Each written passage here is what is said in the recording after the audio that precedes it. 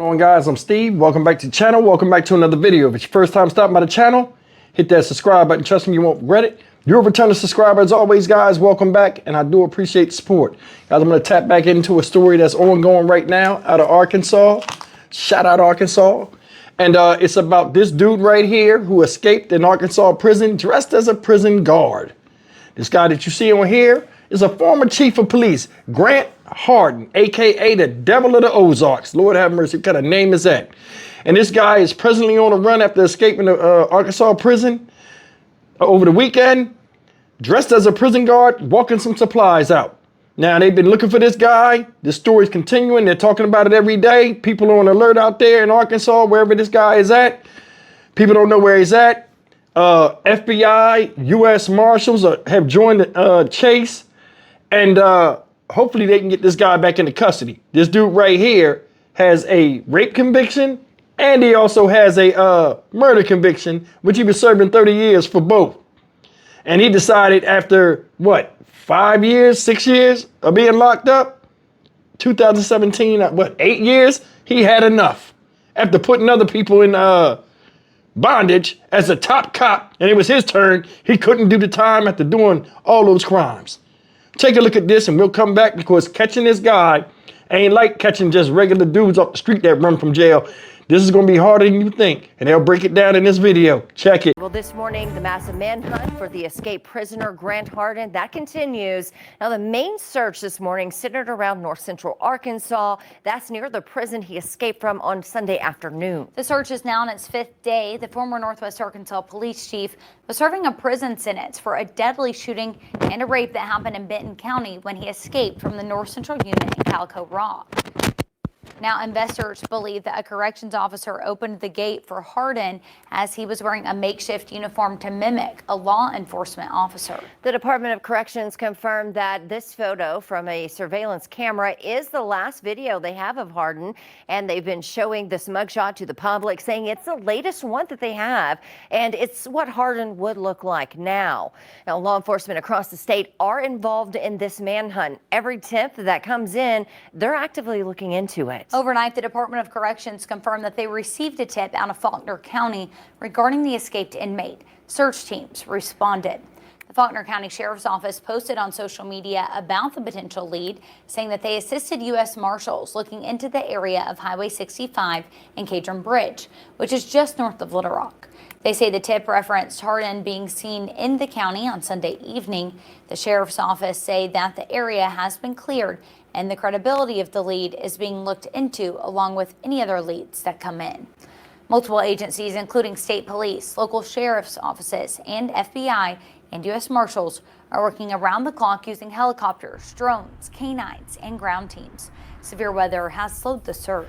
Though there's still no confirmed sighting, authorities believe that Hardin may be hiding nearby. Could be in barns, caves, or even abandoned buildings. Investigators say his specialized training is what is making the search challenging.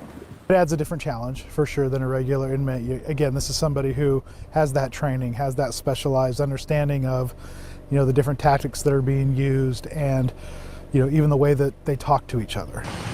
Now, we also spoke with an international security consultant to go more in depth on how his law enforcement background may be helping him stay ahead of the manhunt.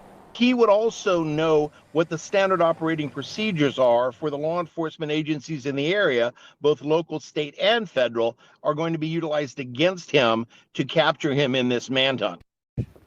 Now, he also says it's likely that Hardin is lying low, avoiding movement just to reduce the chance of detection.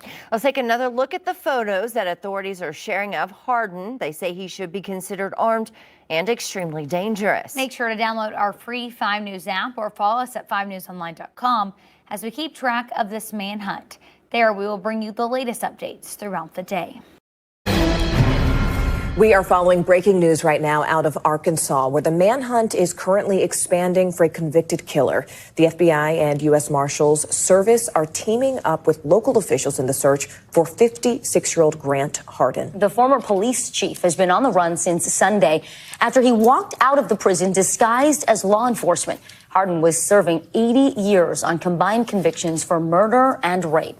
NBC News correspondent Priya Sridhar joins us now with the latest. Priya, it is good to see you. So the search for Hardin is now in day 5. What are some of the challenges investigators are facing in trying to find him? Hey guys, yeah, there are a number of challenges when it comes to this manhunt. Officials here are saying that they have expanded the perimeter, but they acknowledge that they actually have no credible leads at this point. And one of the biggest challenges they're facing is just the rugged terrain around here. I mean, we are in the Ozark Mountains. There are plenty of places to hide off the grid, like in abandoned cabins, but there's also tons of places to hide underground. There's hundreds of caves in this area. So there's a vast network of underground spaces, but the law enforcement here say they have hundreds of personnel on the ground from multiple agencies. They're deploying everything from dogs to drones, and they're working around the clock. Now, in addition to the terrain, they're also battling the rain, which they say, even though Grant Hardin was detected as having escaped from the detention facility within 20 to 30 minutes of his escape, the fact that it was raining at the time and in the days following his escape really made it difficult for them to launch drones into the air and see anything, and also to use canines to detect his scent. And then finally, guys, as you mentioned, I mean, this guy is an ex-police chief. And not only that, he also has previously worked as a corrections officer. So this is someone who really understands the systems and knows how these law enforcement agencies operate, guys. Given what you just said, Priya, I mean, that has to have people who are already on high alert even more, uncomfortable. You've been speaking to people there in the community, knowing what's going on, knowing they're still searching for this man. How are they reacting to now a manhunt that's gotten even broader? Yeah, Morgan, listen, authorities are definitely warning people that this man is extremely dangerous. He's serving a 30-year sentence for a 2017 murder where he shot a city employee in broad daylight in his face. And then it was the DNA from that murder that actually helped them solve an unsolved rape case of a school teacher from back in 1997. But I can also tell you that the people who live here are actually, overall, they're definitely on alert, but they're not on edge. And the reason for that is most of them carry guns. Take a listen to what they told me.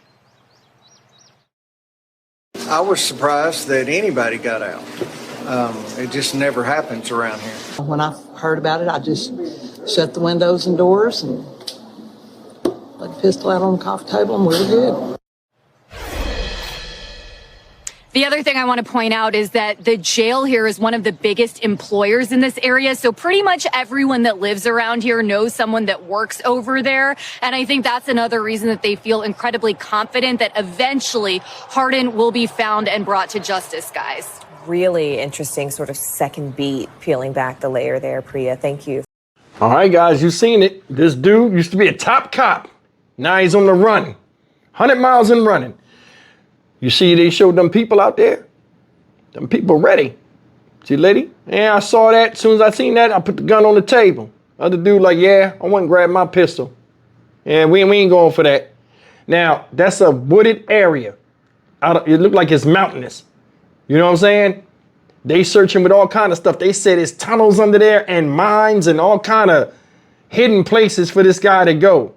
Now, obviously, he's off the radar, off the grid. He didn't change his clothes and all of that. I want to see how long this lasts. And if they do catch him, which I hope they do catch him, if he surrenders peacefully. Because the longer you out there, the rougher they treat you when they catch you. A lot of people don't know that with these escaped inmates. You know what I'm saying? You can see the ones that they captured out here in part of Texas where I'm at. They snatched them out the car like it was nothing. Handled them aggressively. This guy right here, no different. Don't matter if he was a police officer or not. They're going to handle him like he ain't shit. We'll see what goes on with this. We'll check in with this every once in a while and see where the story goes. Hopefully something to break in the next few days is in his capture, because I don't know how it is to have some escaped maniac person with a maniac persona in an area where they can just stay in the area as long as they're not detected, and regular citizens have to be on alert. That got to be a hell of a feeling. Hopefully they catch this guy quick. Stock Market Steve for the Dynamic Region channel. As always, like, comment, share, and subscribe. Said this guy got all this training. So, and he been a prison guard, so he know the inside out. This is going to be this right here is going to be something. I'll see you in the next video. Take care.